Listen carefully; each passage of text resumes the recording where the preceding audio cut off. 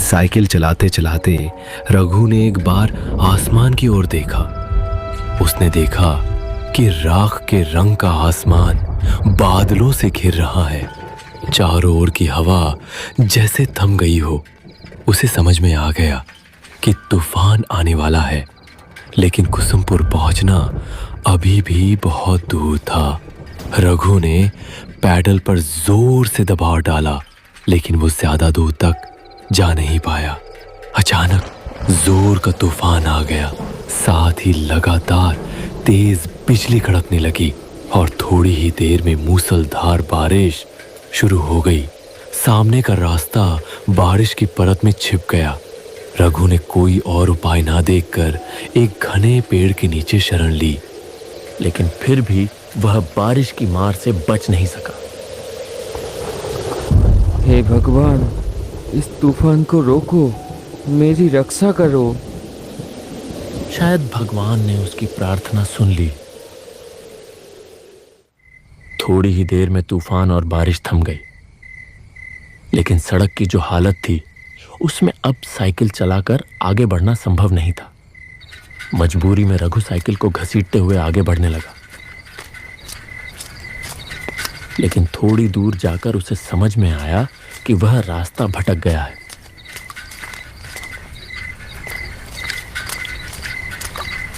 यह रास्ता कुसुमपुर का नहीं है।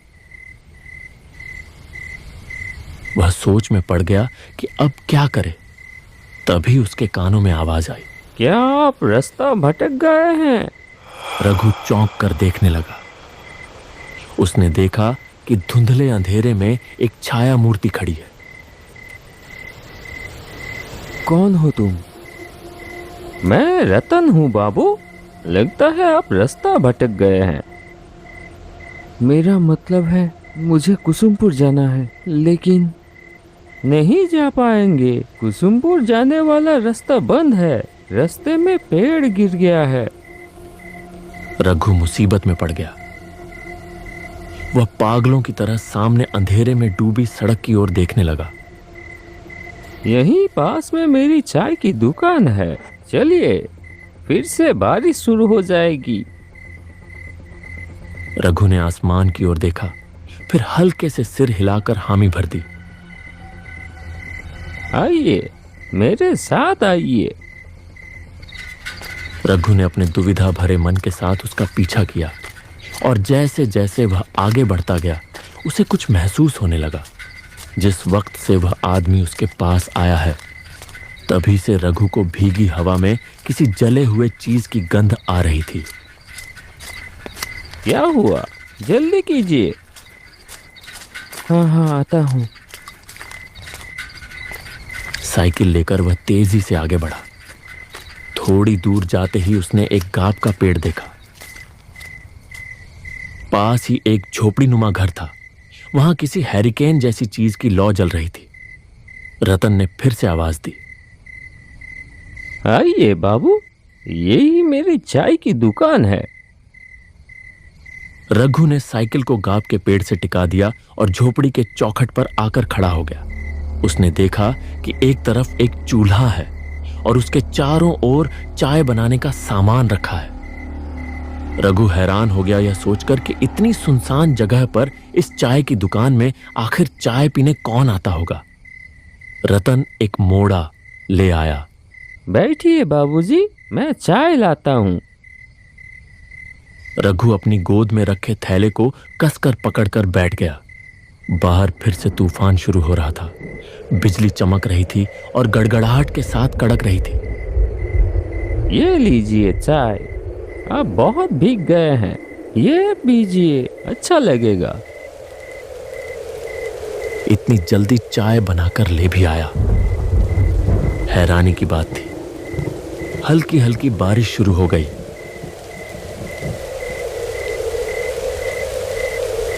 रघु चाय की चुस्की लेते लेते पूछ ही बैठा, यहाँ चाय पीने कौन आता है? मतलब इतनी सुनसान जगह में। पहले कुछ दूरी पर एक बस स्टैंड था, तब लोग आया करते थे। और अब आप जैसे कोई कोई आता है। उस आदमी की बातों में क्या था कौन जाने, लेकिन रघु का सीना एकदम से सिहर उठा। उसने कुछ असहजता के साथ चाय की एक चुस्की ली। आप चाय पीजिए।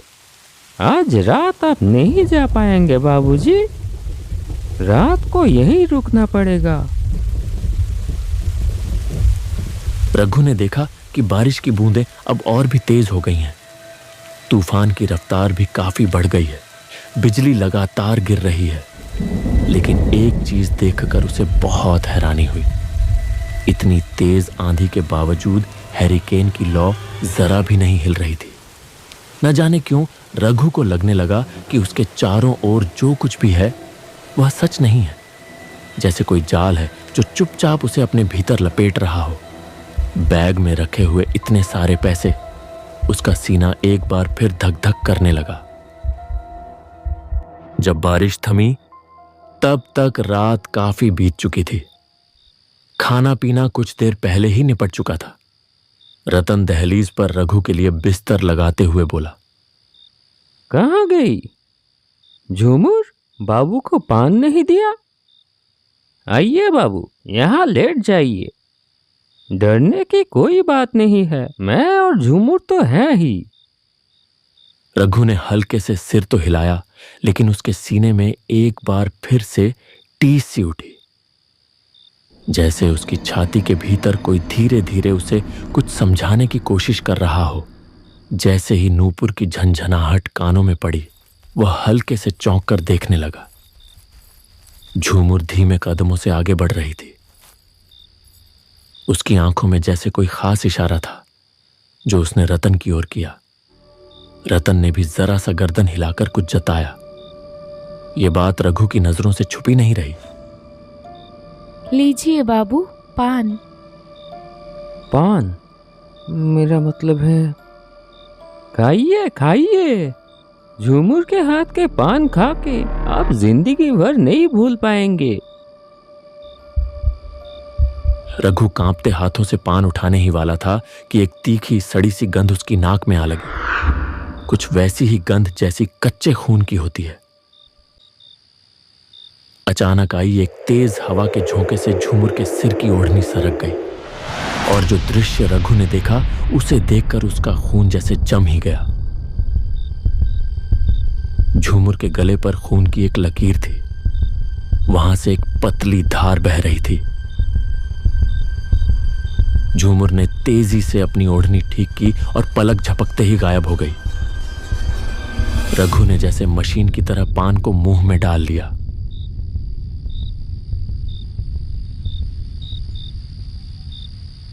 रतन हैरिकेन की लौ धीमी कर कमरे के अंदर चला गया। रघु एक अजीब सी घबराहट और बेचैनी लेकर लेट गया। रात गहरी और शांत थी। केवल झिंगुरों की आवाज उस सन्नाटे को तोड़ रही थी। पास के किसी झाड़ी से एक भूखा सियार चीख उठा। फड़फड़ाते पंखों की आवाज के साथ एक काला उल्लू आकर गाब के पेड़ पर बैठा और अपनी डरावनी आवाज में बोल उठा। रघु का सीना बार बार कांप उठता रहा। भगवान देखना, ताकि रात ठीक से कटे। थकान की वजह से थोड़ी ही देर में रघु सो गया।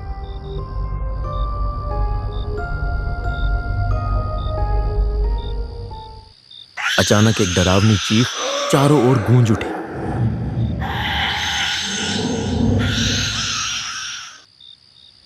रघु अचानक बिस्तर पर उछलकर बैठ गया।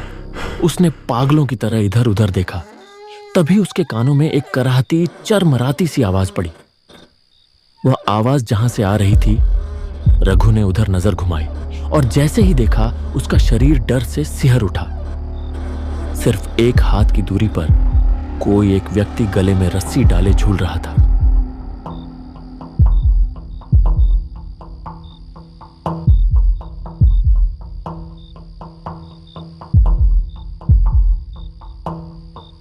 क्या हुआ बाबूजी? कोई बुरा सपना देख लिया क्या?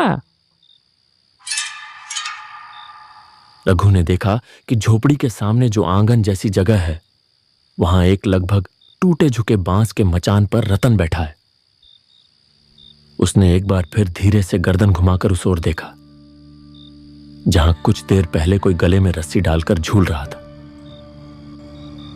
लेकिन यह क्या, वहां अब कुछ भी नहीं था। क्या ढूंढ रहे हैं बाबूजी? कुछ नहीं है, वो सब बुरा सपना है। तुम इतनी रात को बाहर क्यों हो? बहुत गर्मी है, इसलिए बाहर की हवा लेने आया हूँ। आप भी आइए ना। रघु समझ गया कि उसका शरीर पसीने से तरबतर हो चुका है, इसलिए वह बिस्तर छोड़कर मचान की ओर बढ़ गया। भीतर दबा एक अजीब सा असहज भाव लिए वह रतन के पास जाकर बैठ गया।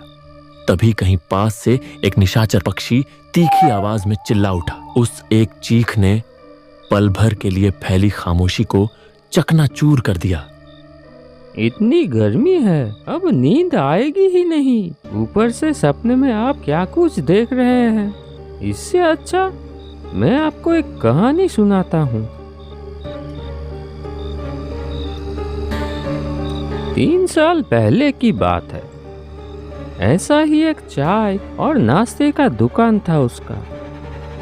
सब कुछ ठीक ही चल रहा था, लेकिन इंसान अकेले कब तक रह सकता है। इसलिए उसने शादी कर ली किसी दूसरी गांव की एक लड़की से। उस लड़की को एक नज़र देखते ही नज़र ठहर जाती थी। बहुत लोग कानों कानों में फुसफुसाते रहे, ये तो जैसे गोबर में कमल का फूल होगा तो उसके चाहने वाले भी होंगे। खैर, दुकान में भीड़ बढ़ने लगी और उसकी बीवी ने भी हाथ बटाना शुरू कर दिया। उसकी चाय की दुकान में शंकर रोज चाय पीने आने लगा। एक कप चाय पीता था, लेकिन 1.5-2 घंटे तक बैठा रहता। उसकी बीवी की तरफ उसका नजर है, ये समझ में आ रही थी उस आदमी को। लेकिन नई दुल्हन के बारे में ऐसा कुछ सोचने को उसका मन नहीं मान रहा था। इतनी सुंदर पत्नी के बारे में कोई आदमी कैसे सोच सकता है ये सब? वो आदमी भी नहीं सोच सका। ऐसे ही दिन कट रहे थे। एक दिन दोपहर के बाद वो बाजार जाने के लिए निकला। मैं चलता हूँ, आखिरी बस में लौटूंगा। शाम को दुकान खोलने की जरूरत नहीं है। अच्छा ठीक है, अच्छे से जाना। बाजार में खरीदारी करते करते वो समझ गया कि तूफान आने वाली है, इसलिए जल्दी सामान लेकर वो पहली वाली बस पकड़ ली।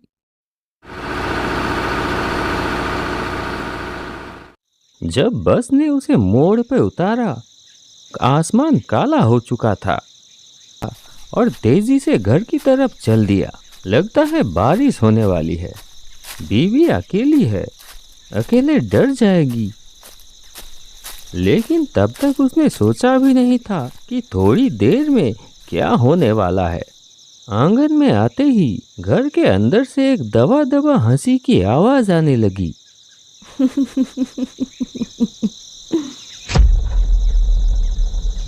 एक पल के लिए वो ठिठक गया। दरवाजे की तरफ ना जाकर वो खिड़की की तरफ बढ़ा। खिड़की से अंदर झांका। घर की मध्यम रोशनी में जो उसने देखा, उससे उसके शरीर में जैसे बिजली दौड़ गई। बिस्तर पर शंकर लेटा हुआ था और उसकी बीवी उसके सीने पर आधी लेटी हुई धीरे धीरे हंस रही है। हाथ से बैग गिर गया। बीवी के लिए लाया हुआ चूड़ियां भी जमीन पे गिर के टूट गई। कौन? शंकर दौड़ते हुए बाहर आ गया। उस आदमी को देखते ही वो हक्का बक्का रह गया। आप तो बोले थे आखिरी बस पे। बात खत्म भी नहीं हुई थी, एक तेज धार वाली चीज से एक झटके में वो अपनी पत्नी की गर्दन पर वार कर दिया। फव्वारे की तरह खून निकल आया। पत्नी अपनी गर्दन पकड़ लिया और जमीन पर गिर पड़ी और उसका शरीर बार बार झटका खाकर स्थिर हो गया। शंकर अब तक पत्थर की तरह खड़ा था। अब वो भी हाथ जोड़कर माफी मांगने की कोशिश करने लगा। वो आदमी धारदार चीज हाथ से फेंककर शंकर को बालों की मुट्ठी से पकड़ लिया और घसीटते हुए ले चला। शंकर पूरी ताकत से भागने की कोशिश करता रहा। गुस्से में शंकर को जमीन पर पटक दिया, फिर बांस की छत से लटक रही रस्सी को खींचकर शंकर की गर्दन में फांसी की तरह डाल दिया और दोनों हाथों से रस्सी के छोर को खींचने लगा। शंकर के मुंह से दम घुटने की आवाज निकलने लगी। उसकी आंखें बाहर की तरफ निकल पड़ी। तड़पते तड़पते उसका शरीर धीरे धीरे शांत हो गया। वो आदमी पागल की तरह अपनी पत्नी के खून से लथपथ शरीर को घूरता रहा, फिर गला फाड़कर चीख पड़ा।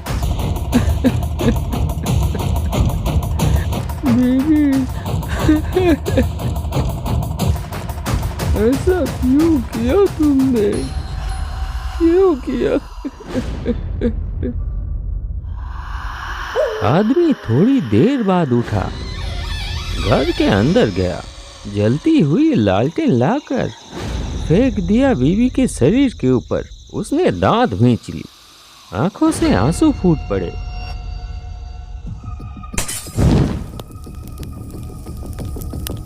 कड़कती आवाज के साथ बिजली गिरी। तेज आंधी ने आग को पूरे झोपड़े में फैला दिया। धधकती आग में वो आदमी भी जलने लगा, एक भयानक मृत्यु चीख के साथ। रघु जैसे किसी गहरे सम्मोहन में डूब गया था। जाइए बाबू, तैयार हो जाइए, थोड़ी देर में सुबह हो जाएगी और हमें भी तो जाना होगा। रघु ने अब और बात नहीं बढ़ाई। रात जैसे तैसे कट ही गई थी। वह जल्दी जल्दी तैयार हो गया, फिर दरवाजे में हल्के से दस्तक दी। मैं चलता हूँ, सुन रहे हैं? तो फिर मैं चलता हूँ। नहीं, कोई उत्तर नहीं आया। एक पल के लिए रघु रुका और सोचा, फिर गाब के पेड़ से टिकाकर रखी हुई अपनी साइकिल उठाई और बाहर निकल गया। न जाने कहाँ गए, लौटते वक्त एक बार मिलकर जाऊंगा। लेकिन कुछ दूर जाते ही रघु को याद आया कि वह लापरवाही में पैसों का बैग वहीं भूल आया है। वह तुरंत साइकिल घुमाकर वापस उसी जगह लौट आया। लेकिन यह क्या हालत, वो झोपड़ी कहाँ गई? वहां तो अब सिर्फ एक अज्जली झोपड़ी का ढांचा पड़ा हुआ था। तो क्या रतन ने जो कहानी कल सुनाई थी वो? आप शायद ये ढूंढ रहे हैं। रघु तेजी से पलटा, देखा उसका पैसों वाला बैग।